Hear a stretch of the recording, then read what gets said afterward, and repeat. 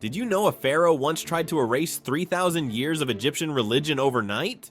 Akhenaten ruled Egypt in 1400 BC when the gods were everything to his people, but he had a radical vision. He declared that only one god existed, the sun disk Aten. Every other god was banned. Temples to Amun, Isis, and Horus were destroyed or abandoned. Priests lost their power. Ancient rituals were forbidden. The people were confused and angry. Their ancestors had worshipped these gods for millennia. Akhenaten moved the capital to a new city, forcing everyone to follow his revolution. But Egypt began to crumble. The economy collapsed. Enemies attacked the borders. When he died, his successors acted swiftly. They restored the old gods, abandoned his city, and tried to erase every trace of him. His name was chiseled off monuments. His statues were smashed. For over 3,000 years, this pharaoh who tried to change everything was nearly forgotten by history. One man's religious revolution almost destroyed an empire.